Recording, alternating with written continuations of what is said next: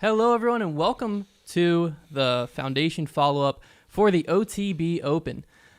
This is the show, if you're not sure what you're watching right now, this is the show that we do pretty much at every single Elite Series, almost at event series. Notable event, really. Yeah, Elite Series and Major throughout the year. One thing to note as we kind of get started is it is 9 o'clock Eastern right now, which was about as late as we could start this show. We tried as much as we could. The women are on hole, let's take a look at the scorecard. 15? I think they're on hole 14 right now. They're just finished up hole 14. They're starting hole 15. So what we're going to be doing is we're going to encourage you, if you have a Disc Golf Network subscription, to go ahead, be streaming them on one tab, have us open in the other tab. That way, if you want to listen to us, that's why you're here. You can hear us and still be watching the women play out their last 3 holes. But we'll talk about the MPO side first, and then kind of roll into the FPO side, hopefully, as they are finishing up. So let's go ahead and take look at the current MPO leaderboard here. Through 2 rounds, we have Eagle McMahon pulling ahead. And I just want to pause there. He's at 23 under par. For some reason in Grip Locked, neither of us thought to pick him. Yeah, I mean, it's tough. I think when we make picks in Grip Locked, we're kind of going with like the consistent guys, like the safe picks, which is why we went Ricky, Paul, and Calvin. I think there's no doubt that Eagle is arguably the most talented player there is on tour. So there's certainly not a surprise to see him on top of the leaderboard like that. We know he's capable of this. But with that being said, he's also one of those guys who is capable of, stumbling. And so I wouldn't, even though it does look like it's his to lose, and it definitely is, I would not be surprised to see it tighten up, at least get close on the last day. Yeah, well, I mean, the reason I brought that up is because we should have thought of it because it's a golf course. It's true, and not only is it a golf course, but it's a golf course that requires a lot of distance in a unique way, because there's a lot of like demanding distance shots, but also shots with a lot of low ceilings. We'll talk about the course a little bit more, because I think this is a very, very well designed hybrid course, so a disc golf course and a ball golf property. But we'll talk about that a little bit later. Let's continue down the leaderboard. We have Eagle leading 23 under, Ricky and Aaron Gossage tied at 19 under in second. We have Anthony Barella and Paul Macbeth tied at 18 under in fourth. James Conrad at 17 under in sixth. Calvin Heimberg at 16 under in seventh. Nico LaCastro 14 in eighth. Joel Freeman 13 in ninth. Then we have Nate Sexton, Kyle Klein, James Proctor, and Chandler Fry all tied for 10th place at 12 under par. Yeah. So pretty much you have Eagle kind of ahead, and then you have almost every single stroke below him. 19, 18, 17, 16, 15, 14, 13. Or you're missing 15, excuse me. 14, 13, 12, 12, 12, 12, 12. So there's a decent bit of scoring separation when it comes to like the leader, but then it's a jumbled mess in the top 10. Yeah. There's going to be a lot of pushing around and fighting. I believe my top 3 predictions in Grip Locked was Ricky, Paul, Calvin. Yeah, we were the same, just had a slightly different order. Yeah, and Calvin's the one that's not up there right now. Yeah. But with that being said, Calvin shot an 11 under par today. I believe, let me double check myself here, but I believe that's the hot round. Yes, Aaron Gossage and Calvin tied with the hot round today at 11 under par. So Calvin's been able to move himself up back into contention where he could sneak into the top 3. He's only 3 strokes outside the top 3 right now. Yeah. That's definitely a possibility. But I think one of the biggest surprises that we have to look at before we get into anything else really is Aaron Gossage. Yeah, absolutely. I mean, he had a pretty decent first round at 8 under par. Kind of put him in the mix. I think he was on the chase card going into today. And then he bounced back with an 11 under par. And he has been touring this year, but this is the first time I've heard his name. How about you?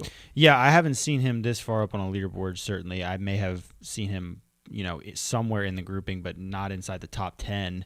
And, looking at his statistics, it looks like just kind of a combination of, hitting 80% of his fairways, which is solid, and then 88% C1X and 50% Circle 2 putting. That's kind of what seems to have him, where he is after shooting that hot round.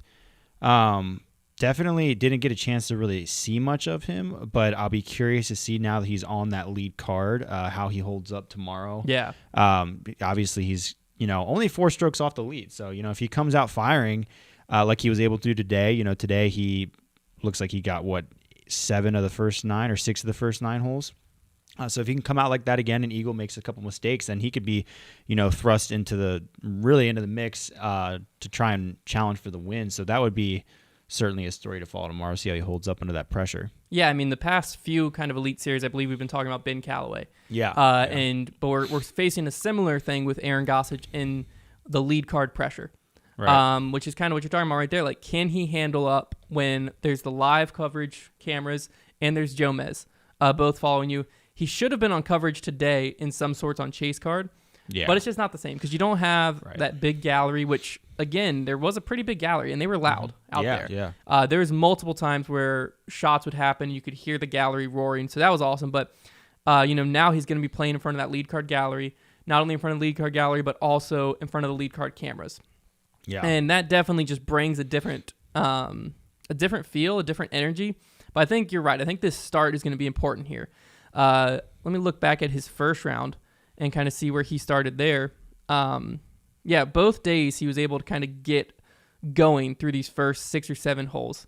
It looks like on day 1 he was 4 down through 7, and then day 2 we saw him start 5 down through 7. Only difference is he had a bogey in there day 1. If you look at the field, it looks like holes like 10 through 15 are the spots where if I look down the leaderboard where there's the most bogeys to be found. So I think what's going to be the key is for everybody who wants to have a shot at catching Eagle tomorrow is just keep pace through that front 9 where everybody's going to be kind of playing bogey free, and then attack on those holes and really try and wait for him to make a mistake on those holes 10 through 15. I think that's going to be the key because if Eagle can play clean through those holes, it's his to lose. He'll get away with the win there. But if that's where he stumbles, today he only had 1 bogey. It was on 10. But even if there's just one hole where you can get a 2-stroke swing and you've stayed there the whole rest of the round, that immediately can apply pressure. You turn that 4-stroke lead into a 2-stroke lead, that is a huge change in mentality for Eagle where he was then playing, kind of in cruise control to where he's now got to pay a little more attention to the guys around him. No, for sure. And heading into this tournament, we heard several players talking about the difficulty of this course overall. Yeah. I'm trying to remember which. It was one of the players put on their Instagram story that they thought this might be one of the harder courses on tour, right? Which I thought was very surprising because normally when you think golf course, that's not what you're thinking. Yeah. But this course has done a great job in kind of mixing in that technicality and making you think about every shot. And it's kind of proving to be a very difficult course. We only had 3 players in double digits after round 1. We only have 1 player averaging double digits right now, meaning 20 under or above in Eagle. It uses waters and trees to kind of avoid the course getting repetitive and just being hyzer after hyzer. And there's also a lot of distance, low ceiling, and OB kind of combined on different holes that make it a lot more technical than most golf courses. And on top of all that, there's an active fox den on one of the holes. That is just a casual relief area. That's a factor for sure. Yeah, you don't know how that kind of gets in players' heads wondering about those foxes out there. But no, on hole 18, one thing that I thought was very interesting is there's the triple mando. What normally is a triple mando, the Zuka stanchion or whatever, but for some reason, I believe it was a day or two before the tournament started, from what the commentators were saying, they just said this isn't a mando. And so you saw so many players just going Sky Annie or Sky Annie roller. Right. Which just looked so weird to me. Yeah, that's odd. And I get that Zuka's paid for that advertising, but it's really weird seeing players it's throw here and then they're all throwing around it. It looks kind of wrong. I feel like if you're gonna put that on a hole, it has to be a triple mandatory. Yeah, or just put it over the tee so that so you're walking up through it. Yeah. So that would just block shots. The camera angle, I feel like. I guess. I mean, that's the only thing I can think of because it just looks very out of place. I just feel like if whatever hole, and it sounded like originally the plan was to be a triple mando, and maybe the hole was playing too hard or something. It must have been last minute for them not to be able to move it to a different hole. The lead card, I think it was 3 of the 4 went over the top. Yeah. Eagle tried going air shot. I think AB put down a massive roller on chase card going over the top, but all of them were just throwing this big Annie that I would never look at. Right. But when you got that kind of distance, why not? Heading into this tournament, though, one of the notable stories was the return of Simon Lizotte. Yeah. He was on the feature card. He shot a 4 down round 1. He was able to come back again today with a 5 down round 2, not bad. Which places him in 16th place going into the final day. Right. It's about where I had predicted him.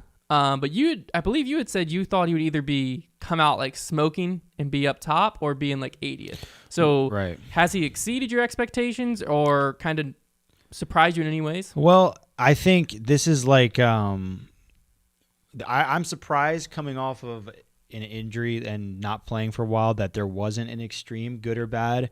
But I'm still not surprised because this is kind of like where we saw Simon before he was hurt. You know? Like just finishing, around that top 15 to maybe 20 kind of spot. So I'm not so shocked to see that name there. It doesn't look foreign. Mm-hmm. But my prediction at this point was wrong, and obviously that could change with the final round. If there's certainly a ton of people that could pass him, or he could even pass a ton of people. Yeah. But I will say it's got to be encouraging for him. If he feels like he's still playing where he's throwing, 85% and he's not quite there yet, then I guess he should feel like, well, 16th is a great spot to be in because I have room to go up from here and, get into that top 10. But yeah, so I think that's probably, I am surprised to see that he's played kind of middle of the road where he is, but I'm sure it's an encouraging place for him to be. Yeah, I think that all this speaks to is Simon actually taking the time and putting in the work to recover correctly. Yeah. And not coming back too soon. Sure. Because like you said, he was able to step back in and kind of just fill the role where he was. He's back in that like top 20 spot. Yeah. And especially in a tournament like this, if he came out tomorrow and was able to get like a 10 down, there's a solid chance that he could easily, I won't say top 5 because but he could easily get in top 10. Sure, yeah. He's only 3 strokes out of top 10 right now. And so if he's able to kind of get pop off a little bit tomorrow, there's a solid chance of him moving up a lot more. I know right now, heading into the tournament, he had said he wasn't really going to be trying Simon lines and stuff like that because he can't throw. Mm-hmm. So it'll be interesting when he is 100% to see if his game declines. To see, like, is the smart golf, like him being hindered by his body to have to kind of throw down the middle and play a little bit smarter and a little safer? Is that going to be helping him as he kind of gets in the roll of things? This first tournament, I don't think that this is a true tell of where Simon's going to be because obviously yesterday he would have had a lot of nerves and stuff. Yeah. But 2 or 3 tournaments from now, I think it'll be interesting to see where Simon is. And then once he's back at 100%, even throwing forehands and everything, yeah, what kind of happens to him? That's a good thought because, maybe this is almost what he needs to where he's forced to play safer, more conservative, traditional golf.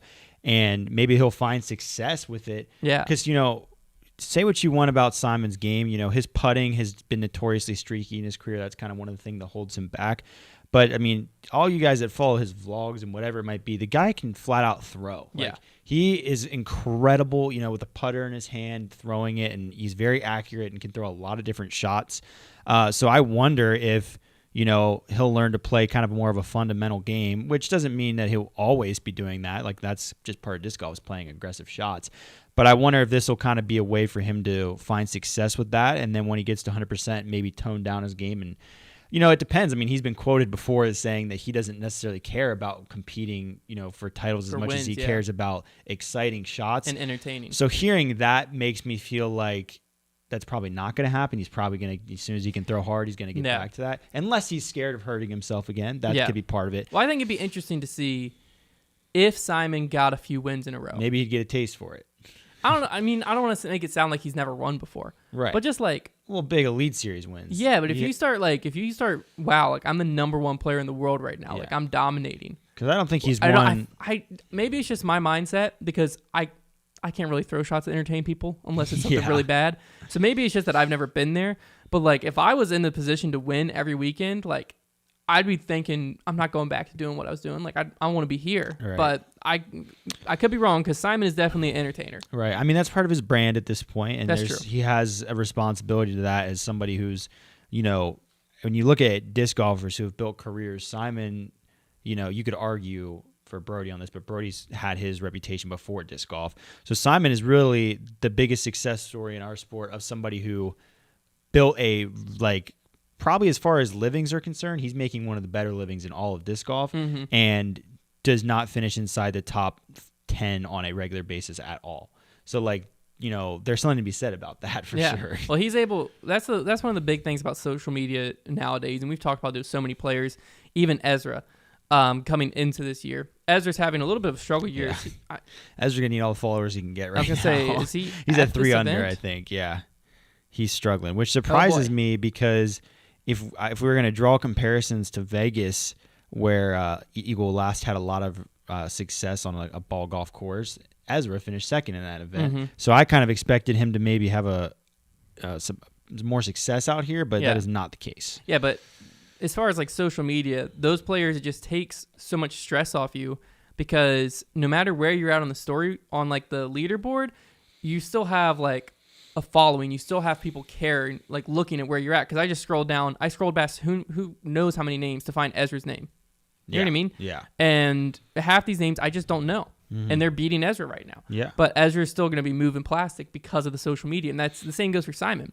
Simon hasn't played for, a year now? It's been a while. But, if a Sky God 4 or 5 or whatever it is comes out tomorrow, they're all off the shelf. Sure, yeah. And that's just the power of social media to keep your name relevant and also provide a side income stream where you don't have to worry about where you're really placing. But I want to keep rolling with some of these results. We got to look at Anthony Barella, too, making a big move.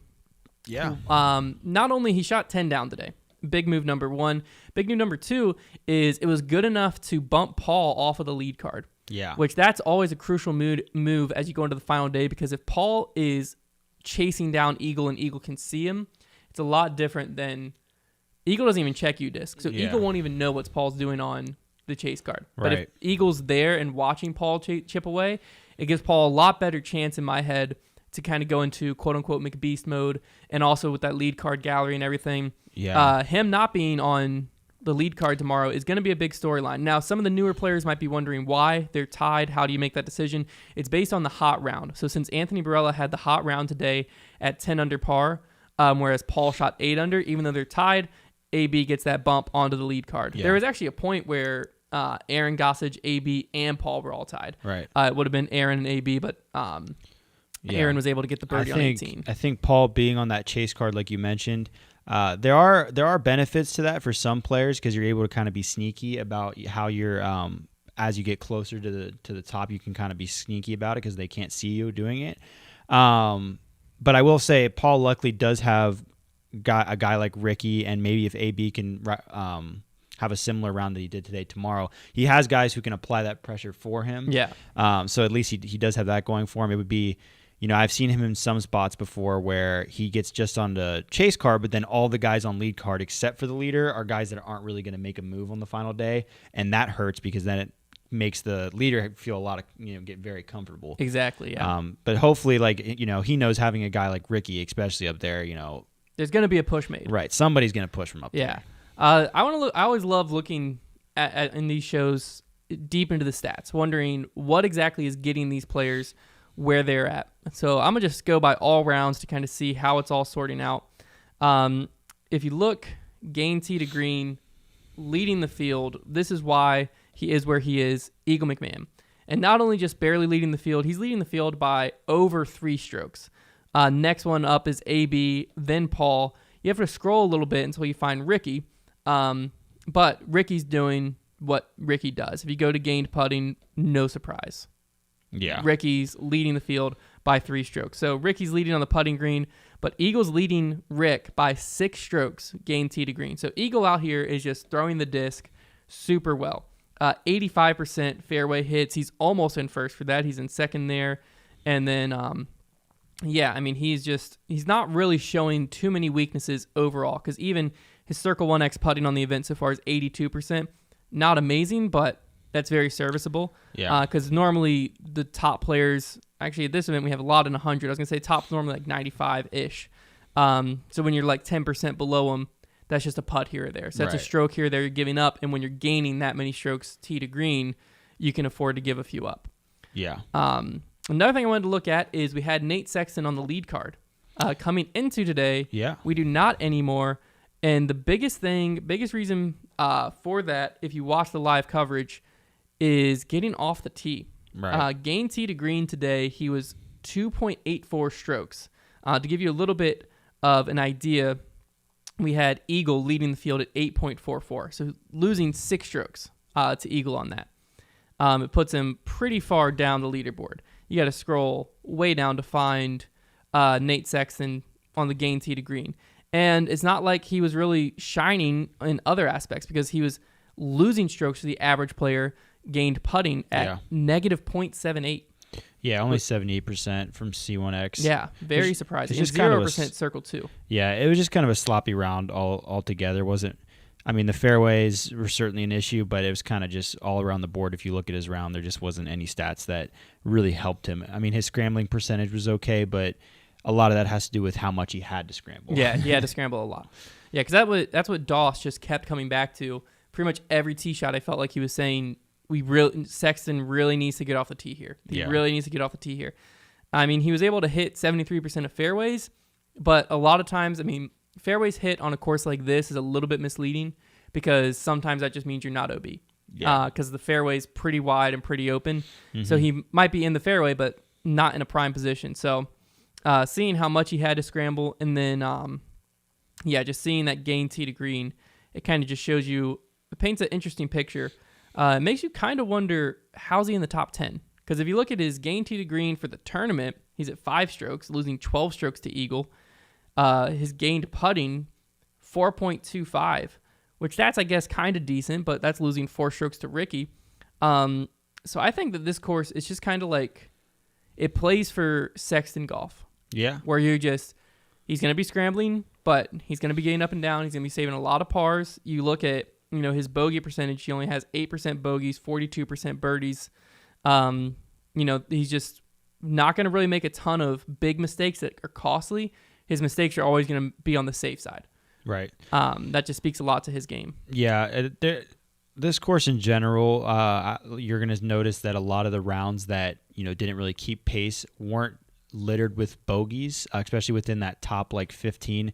Is just a couple single bogeys, here and there, and some pars, some dry stretches of pars.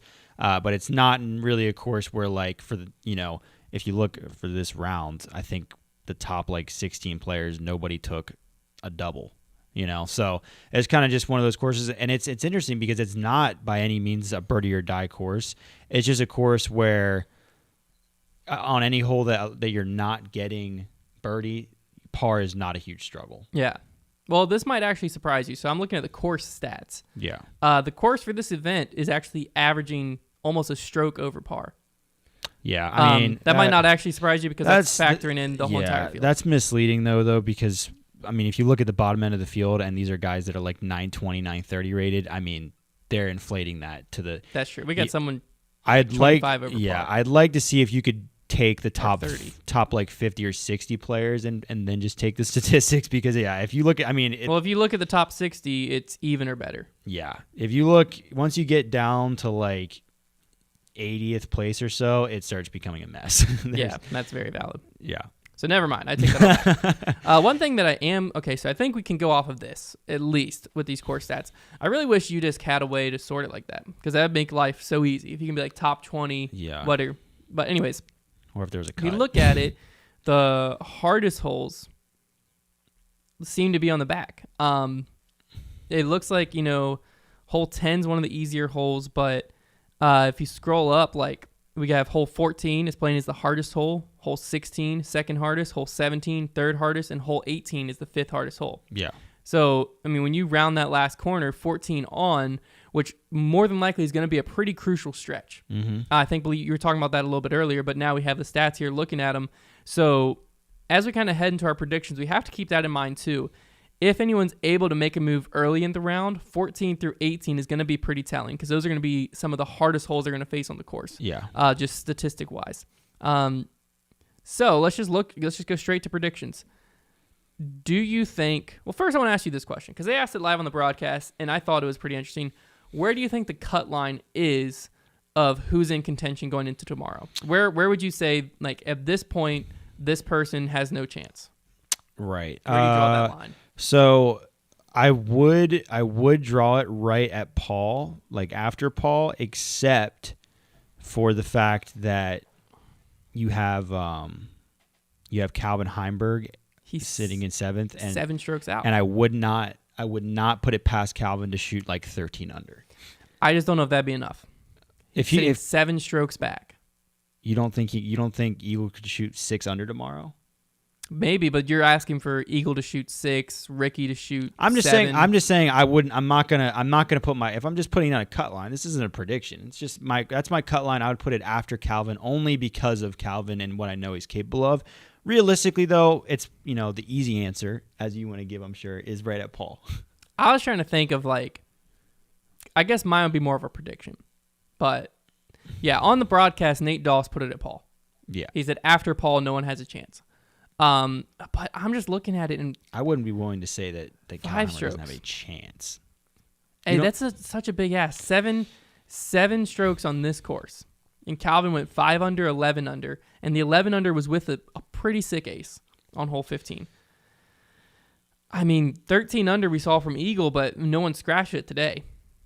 So that, but they did though. There was 2 11 unders. I meant no one got there. Yeah, it's true. So and even if he does get there, you're asking Eagle, who's went 13 under, 10 under, to shoot a 6 under. I mean, if I had to bet money on it, I'm not putting that cut line after Calvin. I'm just doing it. I think I would put it for the sake of dramatics, because if it happens tomorrow, I called it. For logic, I'll put it after Paul. My gut is I don't think anyone below Ricky has a chance.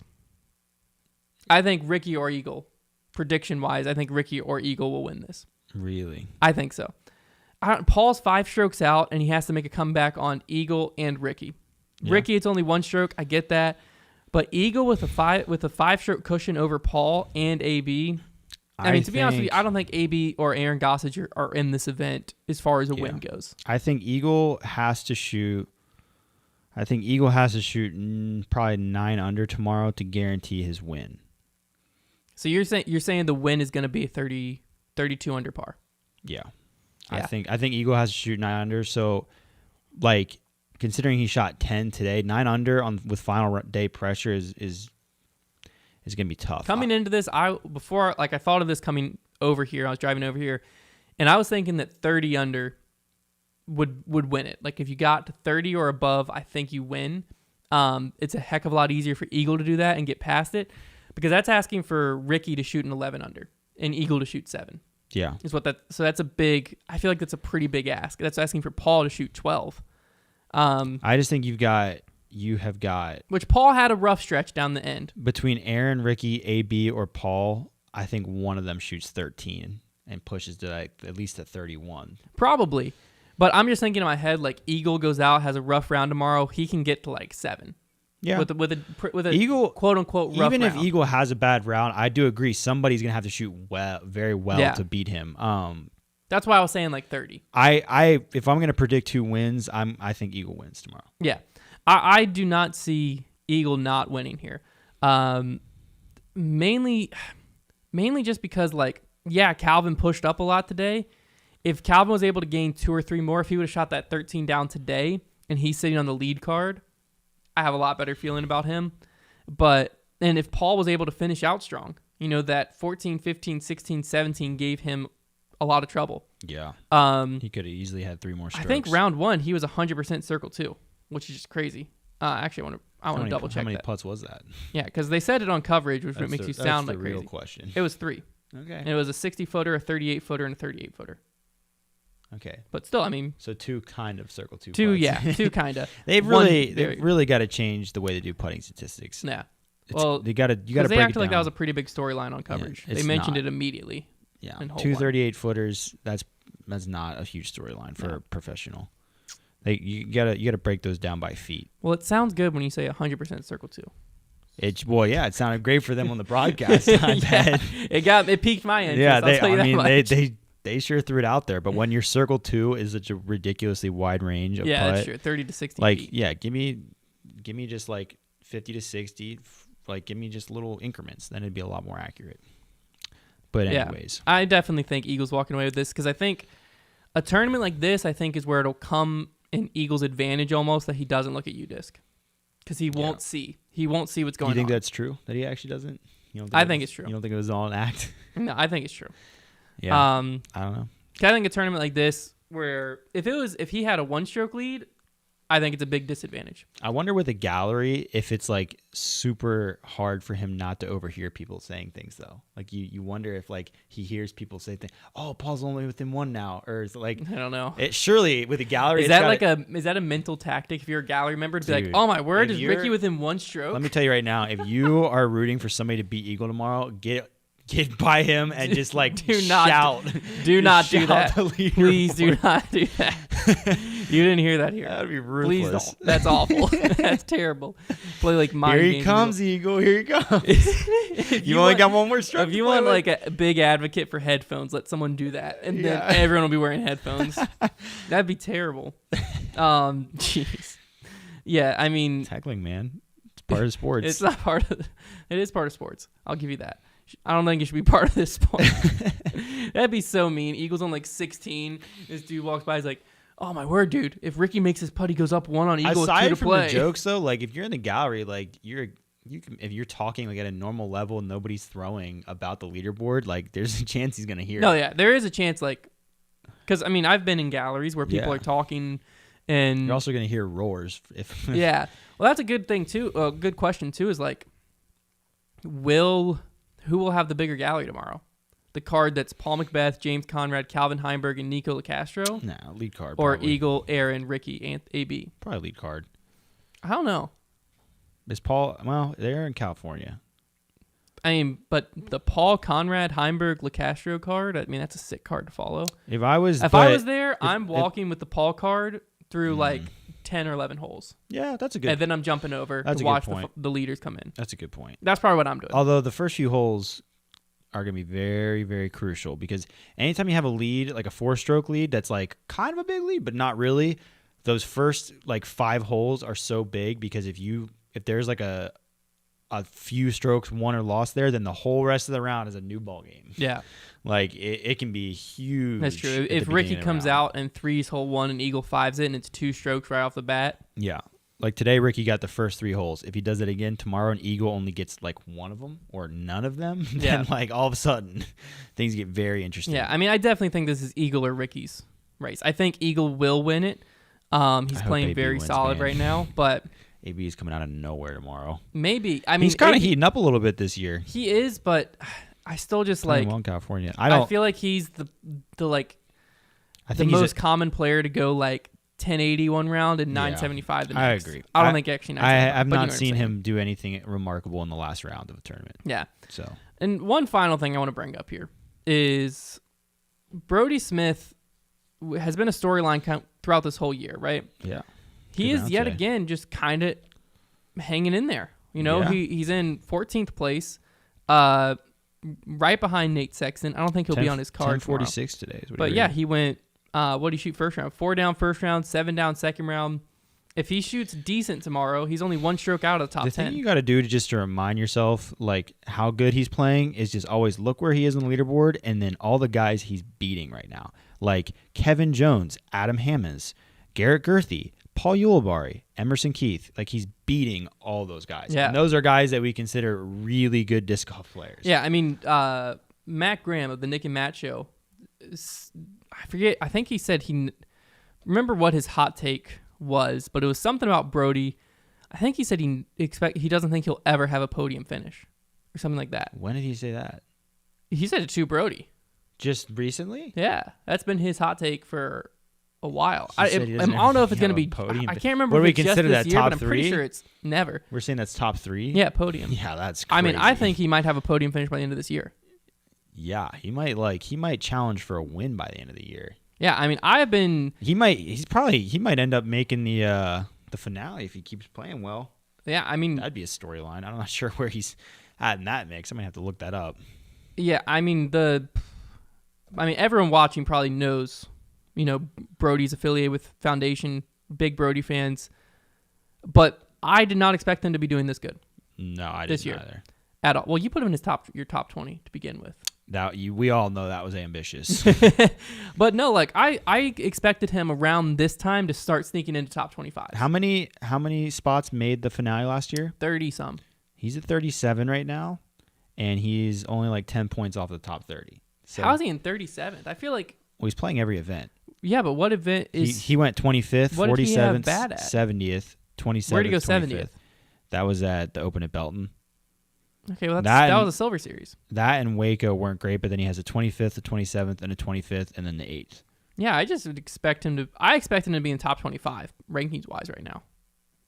Well, he's not, like, far off it. A lot of the guys that are ahead of him have, like, 2 really solid finishes, whereas he only has 1. I got you. So this will get him a lot of points, probably. And if he can come out tomorrow and jump into the top 10. The way that Pro Tour points work, too, like, the second you get into a top 3, you get so many more points. Yeah, there's a lot of bonuses. Yeah. All right, well, let's go ahead and roll over to the FPO. They are currently putting on hole 17, but... Ooh, Paige kind of... The writing is starting to be on the wall a little bit. It's getting a little more interesting, actually. Well, it is. It's getting a little more interesting, but there's already the storylines are developing. Is basically what I'm saying. Okay. Yeah. We already kind of know what the storylines are going to be going into tomorrow. The storyline coming into this event was Paige's return. Yeah. And so I think it's fair to ask now, is this return what you expected from Paige after her hiatus? Well, this is what I kind of was waiting for ever since she started playing not so well, was for her to like have a breakout event.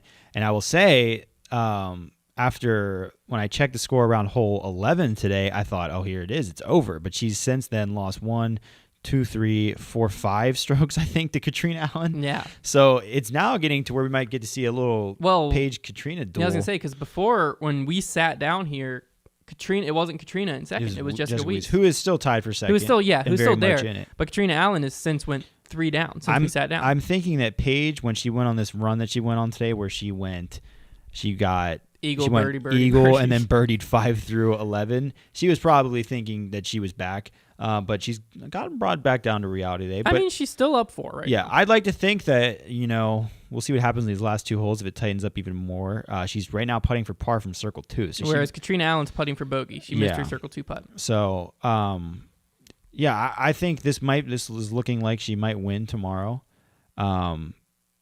And then it's just like... Oh, they just changed it. Now she's putting for bogey from I guess circle she 2. was OB. They must have had... you just put us through a... Interesting. Emotional roller coaster. So we may... Yeah. So that just changed a lot. So we may see it be pretty close tomorrow, but in any case, Paige is in contention to win. She can get herself back on track. I think a win would do her a lot of help. Yeah. Getting her confidence back. I'm glad to see her back on top of the leaderboard. That's definitely exciting.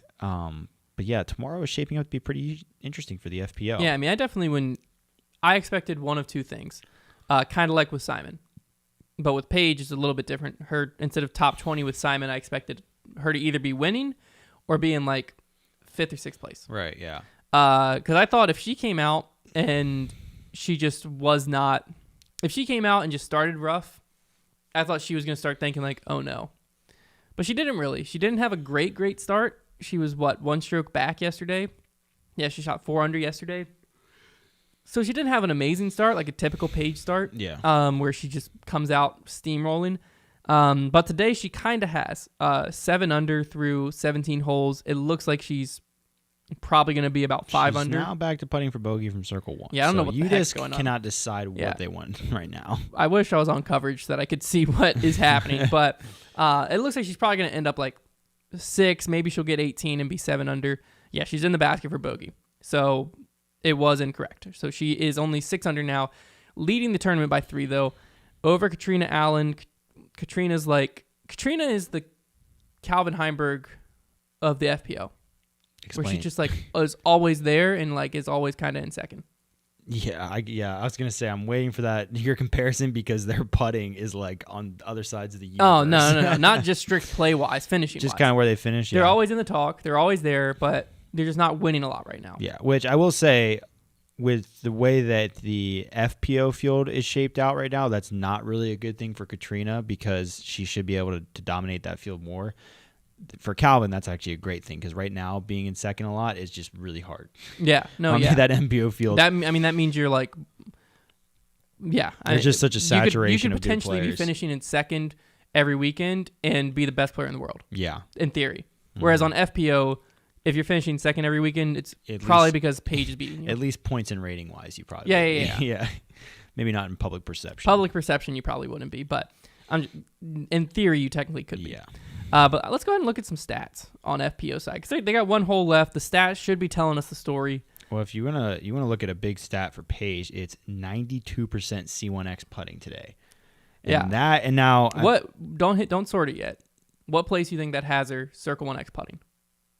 I mean, judging on what you just said, that's got to be not first. Well, it's not first, but like how far down? She can't be. How many people do you think be are out of her? the top 3? She is. Really? 4th place. We have 3 women. We have Owen Scoggins, Camille. We're just gonna go Camille. I don't know how to pronounce your last name. I'm sorry if you're listening. And then Deanne Carey at 100% Circle 1X putting. See, I'm wondering if that's just the way the course is laid out because I'm noticing that even Paige, like most of her putts were like 15 feet or 5 feet. Her average putt was 17 feet today, so like she wasn't having to make any tough ones. Yeah. So I'm wondering if that's just the way the course was laid out, is where a lot of their putts just ended up being close. Well, I mean, Owen Scoggins is the best FPO putters on the planet. She might be one of the best putters in general. Yeah, you don't usually see anybody beating 92% FPO. Yeah, that's what I'm saying. Very impressive. And at 92, I mean, we got a lot of women above 90 this week, and we have Kat Mersch, Alyssa, Lisa, Paige, Camille, Deanne, and Owen are 90% or above. That's really impressive. Juliana Korver's here. Yeah. She's sitting in 8th place right now. She's 88% Circle 1X putting. That's how I just landed on her name. But I feel like this, on the MPO side, the big stat that kind of gave Eagle his lead is gain tee to green. Mm-hmm. It's not as big of a stat for Paige right now, but she is gain tee to green. I'm going to go all around to kind of see this. She's leading the field by about 3 strokes right now, gain tee to green. That's over Kona Panis, who has a 13.92, but Kona this weekend is struggling on the putting green. Because I believe I put Kona in my top 3. She's currently tied for 6. Throwing-wise, great pick. Putting-wise, she's struggling. She's losing almost 3 strokes to the average player on the putting green with only 47% Circle 1X and 0% Circle 2. Yeah, she's hit so many fairways, but just not able to putt. Yeah, she's throwing the disc great. She has 13.92 strokes gained on the average player tee to green, only being beaten by Paige at 16.51. That's kind of what we've come to know Kona for. Mm-hmm. Like, she's able to put the disc where she wants to. Yeah, very accurate. But the putting has always, and she's been very open about this, putting has always been her weak point. Sure, yeah. And we see it kind of biting her here again today. Yeah, putting is definitely the big separator. I mean, when you look at how dramatic the percentage difference is between, Paige at 92% and then just 4 strokes behind her is Katrina at 60% C1X putting. Like, it's literally night and day. It's like very well, one clear. thing for this tournament, Paige is only at 67% all rounds, Circle 1X putting. Yeah, yesterday it wasn't quite as well, but yesterday she wasn't separating either. Yeah, round 1, what do you think her Circle 1X putting was round 1? Well, I don't know if I can do the math, do some quick math. But I'm guessing it was probably because I didn't watch the coverage of FPO yesterday. I wasn't able to. You said it's 67 for all rounds. Yeah, she was 92 today. I mean, does that mean she was I'm like looking in the 40s? At it. 25%. Oh gosh, round 1. I got to see how many putts. How many putts she missed? Yeah, round 1. How's that even possible? It looks like 1, 2, 3, 4, 5, 6 inside the circle putts missed yesterday. And only 2 made. For C1X, there was a lot of tap-ins. Yeah, she was more accurate from circle 2. She was 2 for 5. I don't think I've ever seen her have a percentage that low. Yeah, I mean that is shocking. So that just tells you that's one. What I say was 6. She could have shot 10 down yesterday if she hit all of her Circle 1X putts. Mm-hmm. Yeah. So I mean, there's the big story. There's always the stories are always in the stats. If you look in the stats, you'll find them. Wow. You can kind of tell some stuff from coverage, but if you look in the stats, also Paige doesn't have a scramble rate. I just noticed that she literally doesn't have one, so she hasn't had to scramble at all. I'm seeing 40% scramble rate. Was that from just yesterday? Oh, I'm looking at round 1. Yeah. Yeah. My bad. Round 1, she had no scramble rate. Today, overall, 40%. Right. It's kind of interesting. I don't know. How do you not have a scramble rate? What does that mean? I think scramble means you're off the fairway, so that it's your ability. So she was to get never up off and the fairway yesterday? Holy cow. Yeah, 91% fairway hits. Wow. It's impressive. But yeah, let's look at the putting. We already talked through this a little bit. Owen Scoggins C1X for the tournament is at 88%. Yeah, I guess because since Kat had such a rough day 1, she is not up there. The only person that is at 100% C1X for the tournament is Zoe Andyke. Impressive. Which is impressive because, she is 100% today. Mm-hmm. Oh, Paige is in 5th right now. C1X putting. Zoe Andyke's name was not there before. It just randomly appeared. That's weird. So we have 4 women who putted 100% Circle 1X today. Round 2. That is very impressive. Missy Gannon's in 2nd. Owen Scoggins in 3rd. Missy Gannon's at 89% C1X putting for the tournament. But what's also more interesting is Owen Scoggins is actually gaining strokes putting on all these women, even though her percentage is lower. Yeah. So she's just making more, I would believe it'd be Circle 2 putts than Zoe Andyke and some of these other women. Yeah. But let's look back at the scores as we talk through some predictions. They are currently sitting on the fairway of hole 18, wrapping up their round. Unless hole 18 proves something crazy, it's looking like your top 3 is probably going to be Paige, Jessica, Katrina. Yeah. It does look like Zoe Andyke should be able to sneak onto the lead card tomorrow, knocking off Lisa Fakis, unless Lisa is able to birdie hole 18. She's on the fairway after 2 throws right now. She's able to get up and down from where she is at. She'll be able to secure her spot. If not, it will be Zoe Andyke. So we'll have a Paige, Jessica, Katrina, possibly Zoe Andyke or Lisa going into tomorrow. But what are your predictions? Final day. What are we about to see tomorrow? I think it's tough because Paige was looking like a very sure pick and then is stumbling pretty badly coming into the clubhouse today, which makes me really want to predict, and I think I'm going to, that Katrina Allen's going to catch her tomorrow. You think so? Okay. Yeah. You're not going to pick Jessica Weiss? No, I don't think Jessica Weiss has the ability to shoot low enough to catch Paige, but I think, we've seen in the FPO, it doesn't really matter where they are going into the final round. Like, the scores just go all over the place. It would be in the cards for Paige to shoot like even tomorrow, and for Katrina to shoot like 8 down. Like, it's just like there's nothing that isn't in the cards. So I'm just gonna say Katrina's gonna catch her. So what do you think that means if that happens? If Katrina Allen wins tomorrow, what does that mean for the rest of Paige's season? It kind of depends in what fashion Katrina wins, because if it's what I just mentioned, where Paige just completely plays awful tomorrow, then it could be really bad. It could be really bad for her to feel like she had a chance, she took a break from the game, came back, and then just couldn't get it done again and played awful in the last round. If she plays well and just Katrina plays unreal and catches her and wins, that's one thing. I don't think that has any serious implications for the rest of her season. I do think she is just in desperate need of a win, though. Really desperate need of a win. I'm actually going to pull this up. Usually we would have Connor pull this up, but Connor is not here today. I want to pull up when Paige's last Elite Series win was. I feel like she has one this year, but she won. Could be completely wrong. She won the first event of the year. Yeah, let's say Las Vegas, right? Mm-hmm. And is that probably her last one? Yeah. Let's take a look here. That's her only win of the season. Yeah, she won Las Vegas to start the season off, then went 5th, 11th, 5th, 2nd at Jonesboro, and then hasn't played since then. So she took a full month off. I think she's going to be able to take it down tomorrow. I think that we're about to see, she's finishing out hole 18. It's 800-foot par 5. I don't think she's going to gain another stroke. I think we're going to see her with a 3-stroke lead going into tomorrow. And I think she's going to end up winning by 5 or 6. I think this is what Paige needed. I think that now she's back in the lead going into the final day. She's going to be able to hold on to it. No one's going to catch her. I think she's going to come out tomorrow and shred.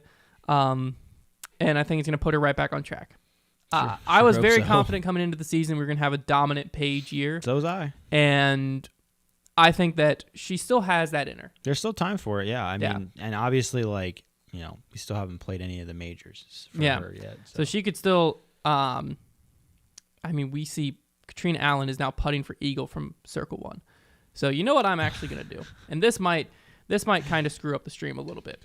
I'm going to pull up the coverage here. And what I would like for you all to do, if you have a subscription to Disc Golf Network, is go ahead and pull it up and watch along with us as they finish out hole 18, if I can sign in fast enough. She's putting for eagle from Circle 1. You know what? Why am I signing in on here when I already have it pulled up here? Phone. Yeah, I can pull it up on mine too. Yeah, because I want to watch this happen, and we'll react live on air here to the FPO finishing out, because this is going to be crucial to their obviously we can't show you the footage, but hopefully you have a Disc Golf Network subscription, as we have Jessica Weiss lining up her throw right now on coverage.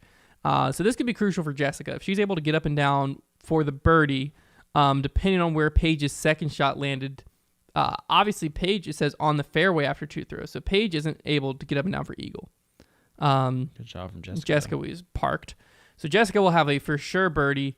We should be getting to Paige's drive next, I do believe, unless we might have to see Lisa throw first here. It looks like Lisa's going to be lining up next. Definitely could be interesting, though, if Katrina Allen is able to execute this eagle, bring her to 10 down. If it's an eagleable hole for Katrina, I would imagine Paige is going to birdie it. It wouldn't surprise me if they changed on the fairway after 2 throws to like circle 2 or something. Yeah, I just wonder if she's anywhere where she can run it. That's what I was saying. It wouldn't surprise me to see Paige at least birdie this hole. So I'm going to put Paige at 11. I'm going to say Kat's going to be at, let's say she hits it at 8. Paige still has the 3-stroke lead going into tomorrow. So it might not really shake things up too much, but it might be just what Katrina Allen needs. The eagle on 18. I did not see how close she got. Obviously, that was right before we turned the coverage on. Looks like Lisa has a good upshot as well, and we should be able to see Paige up here next. Yeah. Hopefully you've been enjoying this stream and this series as we kind of are wrapping up the show here. Let us know what you want to see from this series. We always try to dive deep into the stats, into the analytics a little bit more, give you a good sense of the storylines and what's been kind of developing before we head into the free live stream tomorrow. So that way, whether you have a subscription to Disc Golf Network or you don't, you have all the stats and the storylines that you need going into it, into the final round tomorrow. But if you're watching right now, hopefully you do have a subscription to the Disc Golf Network so you can tune in as we're wrapping up hole 18 here. Paige looks to be about 100 feet out. Yeah, not like completely routine, but should be good enough. Okay, Paige is parked, right? I think she's certainly like in 10 feet. circle 1, yeah. I really wish I could have seen. I just want to see where Kat's Katrina Allen second shot ends was. up. As soon as we see where Kat ends up, and if she makes this eagle putt, we'll wrap up the show. I just am very intrigued by this. What on earth was her second shot to get so much further up there than everybody else? Because Paige is a solid 100 feet back. Yeah.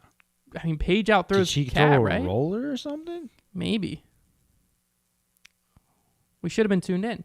We missed it. I know. I'm just wondering, like, everybody else was quite a ways from the basket. We're going to have to watch. I think GK Pro covers FPO. Okay, so she's at Circle's Edge. So she's just in seat. This is a tough This is putt. a big putt for Katrina Allen. They actually on UDIS just changed it to Circle 2. So they're claiming it's just outside giving Circle her 1. that chance of that free Circle 2 putt, like Sexton used to call it. Let's see if she's able to capitalize here. This would be a pretty big putt for her. Bring her within 3 and tie her for second, I do believe, because Jessica Weeks is parked. Mm-hmm. Big time putt for Kat. Wow. Daggone. Wow. What a way to finish out the such a good putt. The round there for Kat. She was stoked running that in. I'm not going to change anything based on it. I like my pick even more. Oh now. no. What? UDIS just says putting for par for Paige Pierce. Paige parred the final missed. hole. Oh, I'm loving my pick. How are you feeling about yours? So Katrina Allen is now within 2. Why did we turn that off? She must have just missed a shorty. She must have just missed a 10-footer. What on earth happened there? I think she was a little shorter than you gave her, or a little bit. It looked like she was like 10 feet. On the approach shot, it looked like it was maybe it was like 15 or 20. Can I see that? No, you can't. You can't see where she missed from? Mm-mm. Rats. Dang. All right, well, we're in for a treat tomorrow. We got Paige Pierce at 10 under, Katrina Allen at 8 under, and Jessica Weiss at 8 under. There's no telling what's going to happen in tomorrow's final round. I still am 50% confident that Paige is going to win.